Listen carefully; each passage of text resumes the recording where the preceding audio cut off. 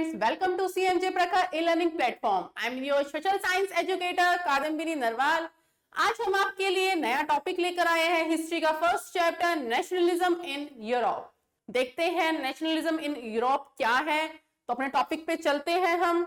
Last class में मैंने आपको एक बार रिमाइंड करा देते हैं, आपको करवाया था नेशनलिज्म इन यूरोप के अंदर जो है मैंने आपको एक जो पिक्चर है, पिक्चर के अकॉर्डिंग जो है मैंने आपको वहां पर क्लियर किया था कि इस पिक्चर में क्या क्या कह रहे हैं, कौन कौन से सिंबल्स हैं, वो क्या क्या इंडिकेटर्स क्या शो कर रहे हैं। तो ये चीज आपको मैंने पूरा क्लियर करा था, यानी कि यूरोप में यानी कि पूरे कॉन्टिनेंट के अंदर क्या विचार थे उस समय पर लोगों के, वो चीज इसमें दर्शाई गई थी। तो अब अपने टॉपिक की तरफ चलते हैं। टॉपिक है नेशनलिज्म इन यूरोप, यानी कि यूरोप के अंदर राष्ट्रीयता की भावना कैसे जागृत हुई थी, कैसे यूरोप के अंदर नेशनलिज्म आया था, तो उसके बारे में हम डिस्कस करेंगे।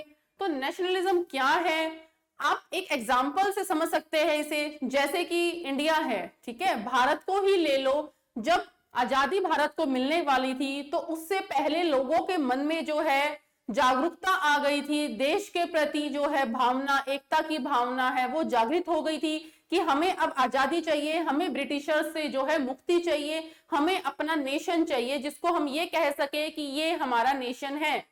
ठीक है, तो नेशनलिज्म यही है जो भावना पैदा करे मनुष्य के बीच में, मनुष्य के अंदर जो है एकता की भावना पैदा करे, राष्ट्रीयता को लेकर भावना पैदा करे कि हमें अब आजादी चाहिए। ठीक है, हमें नेशनलिज्म चाहिए, हम कह सके, हमारे लोग कह सके कि हमारा ये देश है और यहां से लेकर यहां तक, यानी कि कोई भी कंट्री होती है या कोई भी स्टेट होता है, कोई भी जगह हुई तो उसकी कोई ना कोई बाउंड्रीज होती है, टेरिटरीज बाउंड्रीज होती है।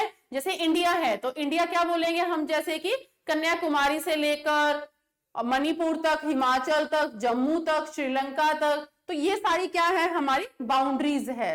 ठीक है, तो जैसे अगर हम इंडिया की बात करते हैं, जैसे मैंने आपको बताया हर एक स्टेट नेशन की अपनी बाउंड्रीज होती है। जैसे कि इंडिया की भी अपनी बाउंड्री है, कन्याकुमारी से लेकर कश्मीर तक है, भारत फैला हुआ है। ठीक है, हम ऐसे ही उसको इंडिकेट करते हैं। तो जैसे इनकी बाउंड्रीज है तो ऐसे ही यूरोप की भी है, कुछ अपनी बाउंड्रीज है। यूरोप क्योंकि पूरा एक कॉन्टिनेंटर है जिसके अंदर बहुत सारी कंट्रीज आती हैं, तो हम वो डिस्कस करेंगे। पूरे यूरोप के अंदर जो है जितनी कंट्रीज है, कैसे उनमें रिवॉल्यूशंस आए। फर्स्ट जो है इसमें रिवॉल्यूशन देखा जाएगा तो वो फ्रेंच रिवॉल्यूशन देखा जाएगा, उसके ऊपर भी हम चर्चा करेंगे, फ्रेंच रिवॉल्यूशन के ऊपर भी। अभी फिलहाल जो है हम यहाँ पर बात कर रहे हैं, नेशनलिज्म को हाईलाइट कर रहे हैं कि नेशनलिज्म क्या है। ठीक है, तो नेशनलिज्म क्या है, nation is should be a basic unit. ठीक है, जो नेशन क्या है, एक बेसिक यूनिट है हमारी, जो हमेशा हर एक कंट्रीज की जो है फीलिंग्स को रिप्रेजेंट करते हैं, वहां के लोगों की फीलिंग्स को रिप्रेजेंट करते हैं, अपने देश के लिए लोग क्या सोचते हैं। तो वो नेशनलिज्म जो है यहाँ पर हम पढ़ रहे हैं, यानी कि यूरोप के अंदर नेशनलिज्म क्या है।